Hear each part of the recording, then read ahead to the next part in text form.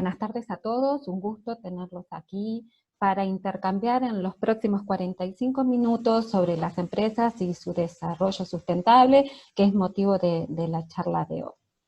Pruebo a que me pasen las transparencias. Las empresas y desarrollo sustentable. Si queremos introducirnos en esta temática, una de las primeras precisiones que deberíamos realizar es intercambiar sobre la diferencia entre desarrollo sustentable y desarrollo sostenible. Hay muchas personas que no hacen esa diferencia, ¿sí? Muchas publicaciones que uno puede consultar en la web, incluso artículos técnicos, utilizan ambos términos como sinónimos. Y lo cierto es que si bien están fuertemente relacionados, no son sinónimos. Tomemos la definición que utiliza Naciones Unidas con respecto a ambos términos. El desarrollo sustentable es el proceso por el cual se preserva, conserva y protege solo los recursos naturales para el beneficio de las generaciones futuras, sin tomar en cuenta las necesidades sociales, ni políticas, ni culturales del ser humano. En cambio, el desarrollo sostenible también es un proceso mediante el cual se trata de satisfacer las necesidades económicas, sociales, de diversidad cultural y de un medio ambiente sano de la actual generación, sin poner en riesgo la satisfacción de las mismas para las generaciones futuras. Como ven, el desarrollo sostenible no solo considera la protección de los recursos naturales, como lo hace el desarrollo sustentable, sino que también incluye el medio ambiente del cual provienen y los mecanismos que hacen posible la transformación de esos recursos. Profundicemos en lo que ambos conceptos tienen en común, que es preservar, conservar y proteger los recursos naturales. ¿Pero qué son los recursos naturales? ¿Cuál es la definición? Son aquellos que existen en el ambiente sin ninguna acción humana. Son aquellos que están disponibles en nuestro planeta, proporcionados por la naturaleza sin intervención del hombre. Por ejemplo, como algunos ejemplos, podemos señalar los puertos naturales, los saltos de agua, los minerales, la flora, la fauna, entre muchos otros. Algunos de ellos son esenciales para nuestra sobrevivencia en el planeta, mientras otros tan solo satisfacen nuestras necesidades como sociedad. Generalmente se los suele clasificar en 8 categorías, como pueden apreciar en la presentación. Los recursos no renovables son aquellos que se reproducen en las condiciones físicas y naturales actuales, independientemente del tiempo que demore su regeneración. Su existencia no se agota por su uso, ya sea porque su uso no modifica el stock o su estado. Pensemos en tal caso, por ejemplo, en la energía solar, en la energía eólica, en la hidráulica, por citar algunos ejemplos. También puede suceder que sean recursos que se generen, que se regeneren en forma rápida, por tal motivo puedan ser utilizados sin que se agoten, ¿no? Pensemos, por ejemplo, en los peces, los bosques, o en la biomasa en general. El problema es que este tipo de recurso natural renovable puede dejar de serlo si lo utilizamos en exceso. Por ejemplo, si pensamos en la pesca excesiva que puede llevar a la disminución de ciertas especies, cuando la tasa de explotación es mayor que la tasa de regeneración. El aprovechamiento y mantenimiento de los recursos renovables dependen de factores, tanto tecnológicos como económicos, como políticos y como culturales. El desarrollo tecnológico es lo que hace posible que ciertos recursos naturales, que en periodos pasados, por ejemplo, no eran aprovechables, comiencen a hacerlo. O bien que la eficiencia con lo que los solemos aprovechar aumente. Como ejemplo podríamos citar la energía solar, que antes no era aprovechable, y a medida que la tecnología evolucionó, no solo comenzamos a aprovecharla, sino que cada vez aumentamos más la eficiencia de dicho aprovechamiento. aprovechamiento. Algunos de los recursos renovables suelen ser clasificados como inagotables, ya que podemos decir que no se extinguen, terminan o gastan con su uso a través del tiempo. Por ejemplo, como recursos inagotables podemos señalar la radiación solar, el viento, las mareas, la energía geotérmica, entre otros. ¿Qué son los recursos entonces no renovables? Por oposición, son aquellos que están formados por cantidades finitas e invariables del material. O también podemos decir que son aquellos cuya tasa de regeneración es menor a la tasa de explotación. El proceso de formación y regeneración igualmente es muy lento, si lo vemos desde la escala temporal de nosotros como seres humanos. A medida que son utilizados, se van agotando hasta acabarse. Por ejemplo, pensemos en los básicos, ¿no? El petróleo, los minerales, el gas natural. Algunos de ellos, como el petróleo, siguen jugando un rol fundamental en la economía, a pesar de los biocombustibles y los distintos tipos de energías renovables que hoy en día utilizamos. A pesar que la utilización de los recursos inagotables no disminuye su stock, esto no significa que la utilización de los mismos no tenga impacto ambiental. Por ejemplo, la construcción de un parque eólico altera el paisaje, la flora y la fauna de una determinada zona. Otra clasificación que se suele usar bastante es la de recursos naturales bióticos y abióticos. Los primeros son aquellos constituidos por materia orgánica. Tal es el caso del carbón, del petróleo, los bosques, animales, etc. Los abióticos vienen de organismos no vivos y de materiales no orgánicos. Hablemos, por ejemplo, del agua, el aire, los metales, los minerales, la luz solar, la tierra. La explotación de estos recursos abióticos, tales como el agua y los minerales, son de gran preocupación e interés del ser humano. En muchas ocasiones, estos productos son explotados a un ritmo más grande de lo que son reemplazados naturalmente. Otra clasificación que solemos utilizar es la de recursos potenciales y recursos naturales actuales. Los apotenciales son aquellos que existen en una región y podrían ser usados en el futuro por la misma, ¿sí? Los recursos actuales son los que utilizamos comúnmente. Son los recursos que se usan en la actualidad, de los cuales conocemos su calidad y cantidad. Por ejemplo, en la figura que tienen en la presentación, cuando hablamos de recursos potenciales y actuales, la imagen es un volcán. En el primer caso es un recurso potencial. ¿Por qué? Porque en la foto no se aprecia que el hombre esté haciendo algún tipo de explotación de ese volcán. En cambio, en la figura que tienen en la derecha, lo entendemos que es un recurso natural actual. ¿Por qué? Porque como ven, el volcán se considera un sitio turístico y por lo tanto está teniendo explotación. Otra clasificación que se suele usar es la de reservas y stock. Las reservas son los depósitos conocidos de un recurso. O sea, el ser humano los conoce razonablemente a través de estudios científicos y geológicos, por ejemplo. Si bien es cierto que siempre hay una variabilidad en el nivel de conocimiento de los mismos. Estas reservas también son recuperables económicamente con las tecnologías existentes.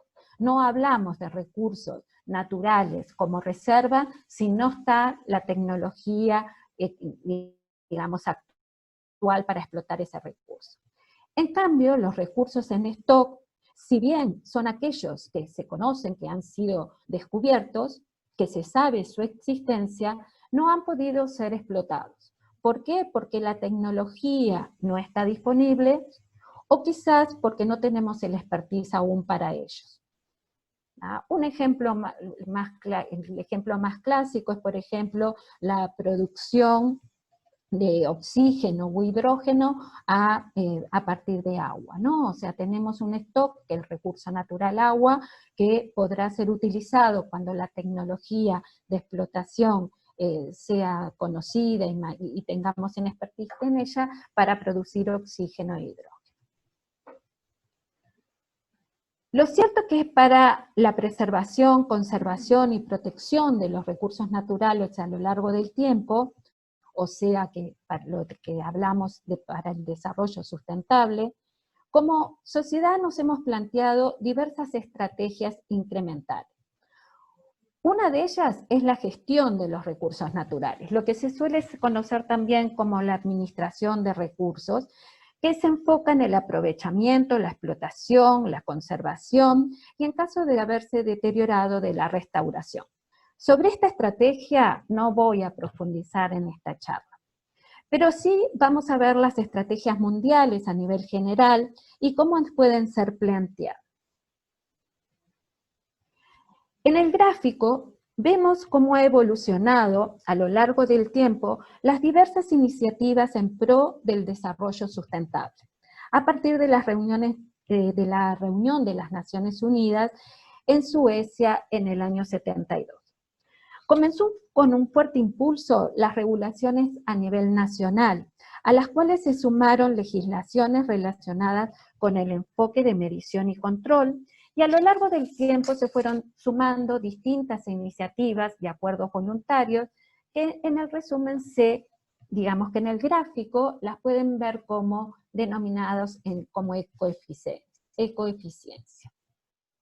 También de responsabilidad social, principalmente con un enfoque de instrumento económico, y lo que denominamos modos de vida sostenible, a partir de las cuales surge una serie de iniciativas cuya representación actual podríamos decir que es la economía circular. Si nos situamos en Uruguay y realizamos una búsqueda de nuestra legislación, vemos que esta es muy abundante a partir de 1970. En forma general y no exhaustiva, podemos mencionar algunas iniciativas nacionales, nuestras, uruguayas, que son muy significativas a lo largo del tiempo. Por ejemplo, en el artículo 27 y 47 de la Constitución de la República se hace referencia a la Política Nacional de Agua y de Saneamiento y a la Declaración de Interés General de la Protección del Medio Ambiente. Hay diversas leyes relacionadas, por ejemplo, como la protección de fauna nacional, la Ley General de Protección del Ambiente, la Ley de Riego, la Ley Forestal, la Ley de Evaluación de Impacto Ambiental, etcétera, etcétera. Muchos de ellos acompañados con decretos y reglamentaciones, como ser, por ejemplo, la protección del monte indígena, el código de agua, la conservación de suelos, etcétera, etcétera, etcétera. Podemos decir que en Uruguay, falta de leyes, podríamos decir que no hay. Pensemos entonces en la fase de producción limpia, en la cual se comienza a poner foco en el desarrollo de tecnologías de prevención del daño ambiental. Aparece el concepto de tecnologías limpias que incluyen técnicas tales como reciclado, sustitución, recuperación, revalorización, todas ellas dirigidas a minimizar los desperdicios y a mitigar los impactos sobre los recursos naturales.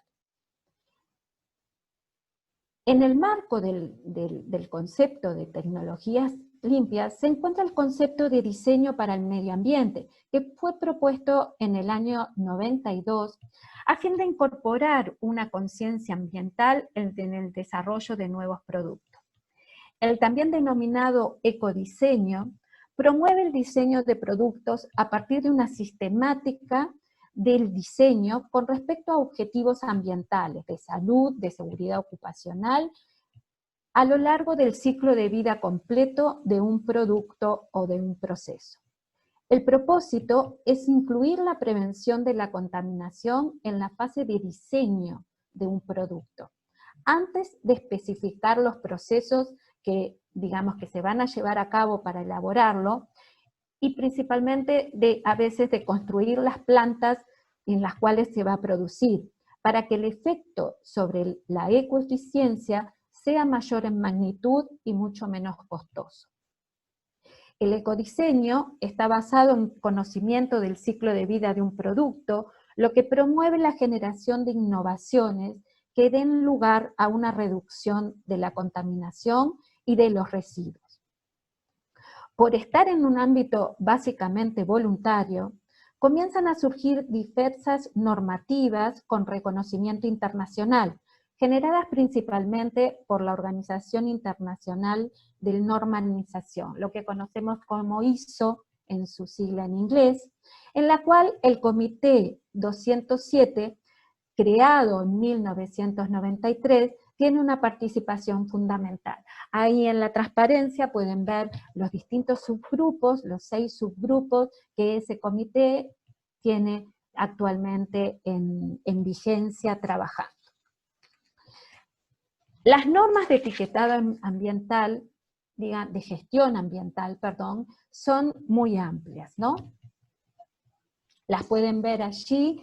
Tenemos desde las famosas ISO 14001 de certificación de sistemas, las de auditoría ambiental, de etiquetado ecológico, etcétera, ¿sí? Pueden ver normativas relacionadas con cambio climático y la cuantificación de las huellas de carbono, como son la serie de gases de efecto invernadero, las ISO 14064, o la cuantificación de la huella de carbono de producto, como es la serie de normas 14067, e incluso las de cálculo de huella de agua, que son la serie de normas 14046. O sea, la normativa actual voluntaria es abundante y, digamos, al día de hoy suficiente para un buen desarrollo sustentable de las empresas. En el ámbito de la responsabilidad social, a nivel internacional podemos decir que existen diversas normativas e iniciativas estandarizadas. Entre ellas, la más significativa que, digamos, que pueden ver en la transparencia, es la norma SA 8000, publicada por SAI, basada en la Declaración de Derechos Humanos de la ONU y de la Organización Internacional del Trabajo, entre otras, normativa que puede ser utilizada por las empresas para certificar su sistema. Posteriormente a SA 8000 surgieron un conjunto de guías de ISO conocidas por la serie ISO 26000. Otras estándares que son utilizadas en el campo de la responsabilidad social empresaria son los estándares de GRI. Estos estándares, que son de acceso gratuito, lo pueden bajar de la página web cuando googlean, digamos, son estándares que cada día tienen mayor relevancia. Quizás saben, o quizás no, que el GRI es una ONG que se fundó en el año 97 en Boston, a partir de una protesta pública que hubo, si los más veteranos lo podemos recordar, del derrame de petróleo del Exxon Valdez, que fue toda una catástrofe ambiental en Estados Unidos. Esa ONG actualmente tiene su sede central en Ámsterdam y oficinas en varios países del mundo, como Brasil, China, India, la propia Estados Unidos, Sudáfrica, Colombia y Singapur.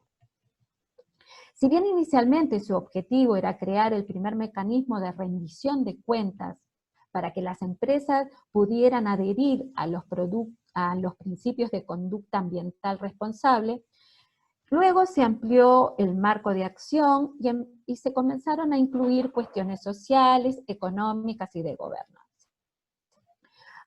Digamos, ahí tienen la primera versión del estándar del GRI, en realidad fue publicado en el año 2000 y proporciona un marco global para la presentación de informes de sostenibilidad. ¿Cuál es la ventaja de los estándares GRI? Que crean un lenguaje común global para que las organizaciones, las empresas, informen sobre sus impactos. Esto que permite, permite un diálogo informado entre las empresas y los grupos de interés de la misma, y la toma de decisiones por parte de las empresas sobre los impactos de distinto tipo, ¿no? Tanto ambientales como sociales, actualmente, digamos, y como económicos.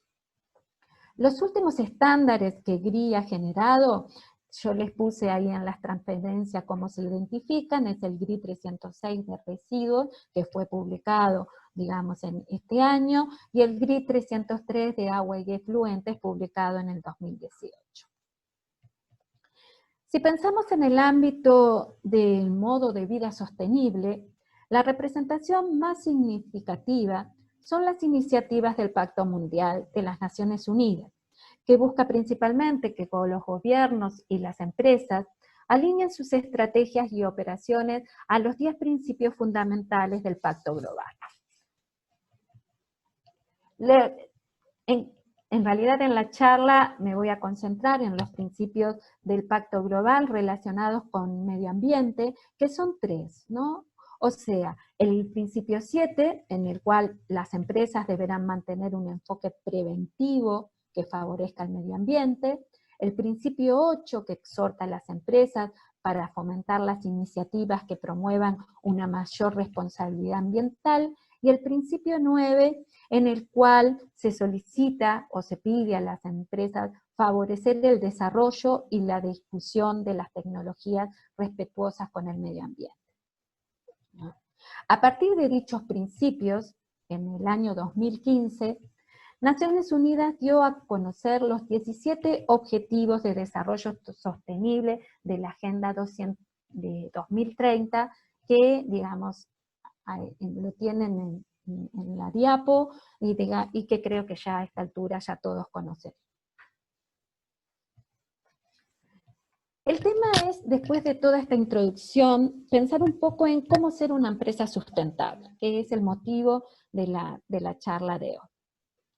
Cuando hablamos de una empresa sustentable y pensamos, por ejemplo, en los objetivos de desarrollo sostenible, involucramos principalmente el aporte a 2 de dichos objetivos, ¿no? Aquellos relacionados con la acción por el clima y la vida de ecosistemas terrestres.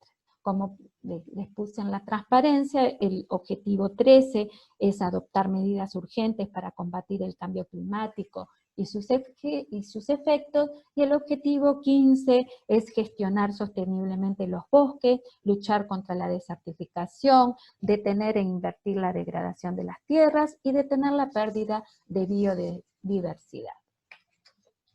Como pueden ver ahí, digamos, a partir de las distintas herramientas que hemos visto hasta ahora, digamos, hay, digamos, 2 herramientas básicas para dichos objetivos, y que las empresas pueden implementar sin mayores inconvenientes al día de hoy.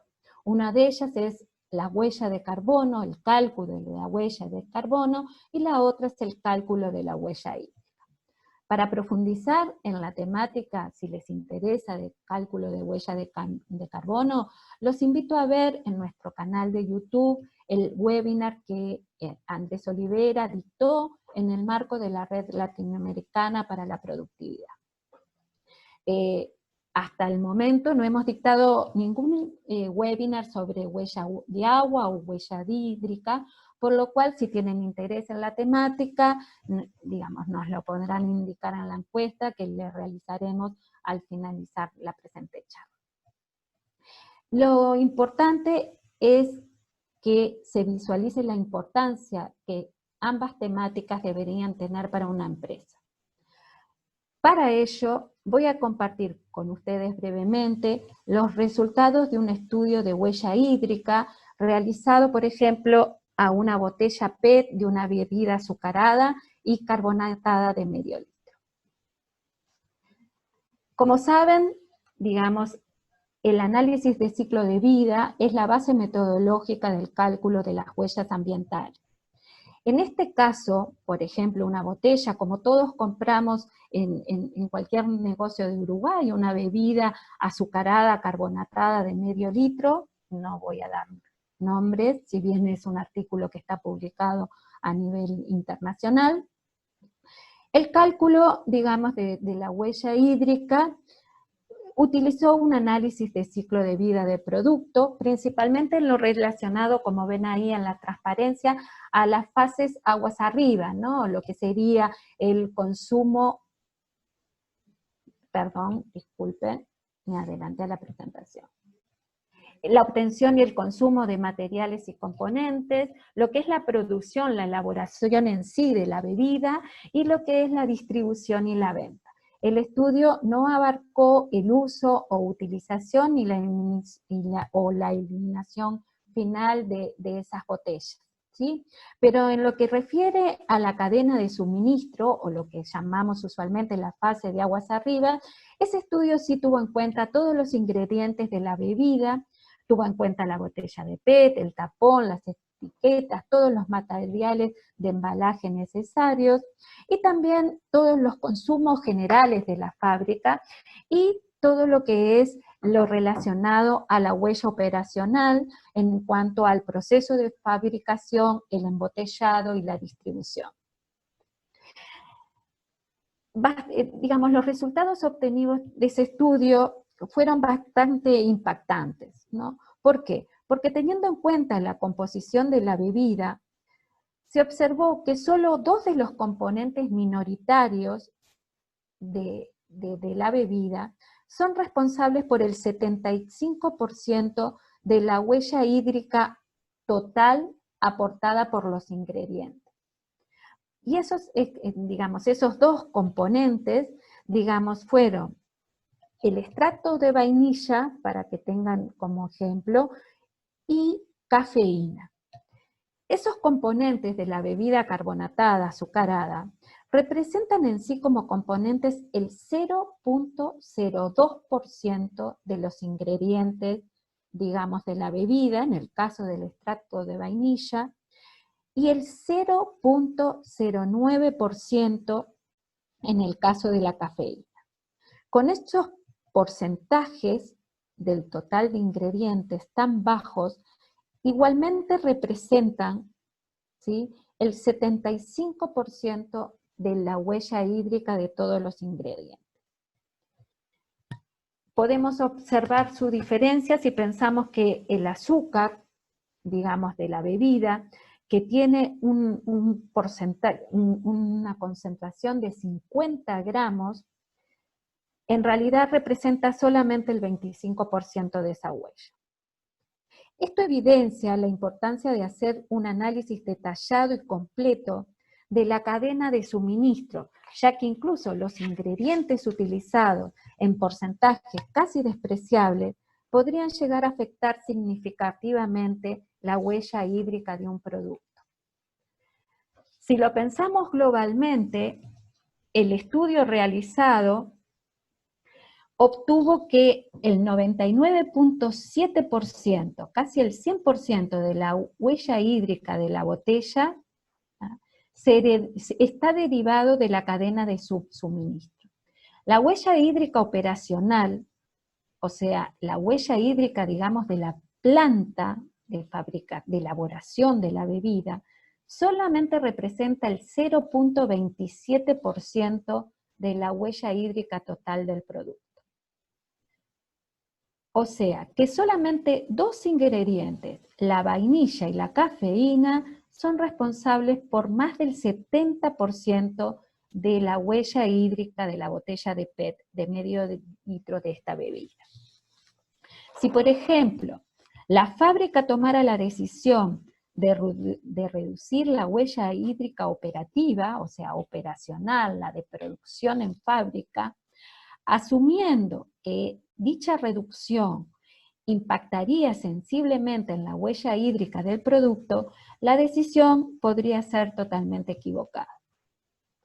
En realidad, para impactar sobre la huella hídrica de ese producto, se debería actuar sobre la naturaleza y concentración de los ingredientes utilizados, buscando eliminarlos o sustituirlos por ingredientes que contribuyan sensiblemente menos a la huella hídrica total del producto, implementando un proceso de ecodiseño para la botella de PET de 0,5 litros, que es la del ejemplo.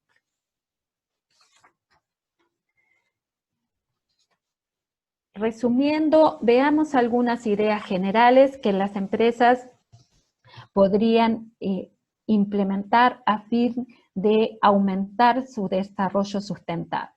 Básicamente hablamos de reducir el consumo eléctrico a través de programas de uso eficiente de energía.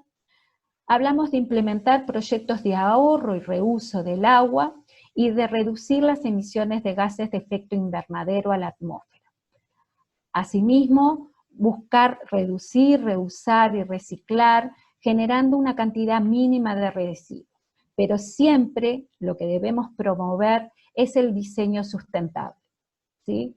No los costos por reducir consumo de agua, los costos por reducir consumo de energía, los costos por evitar o reducir la emisión de gases de efecto invernadero y reducir los residuos, digamos, son mucho más altos si los pensamos a partir del proceso productivo, si lo pensamos desde el diseño del producto que se trata. Espero que la temática les haya sido de interés y les agradezco por estos minutos en que han compartido conmigo esta charla.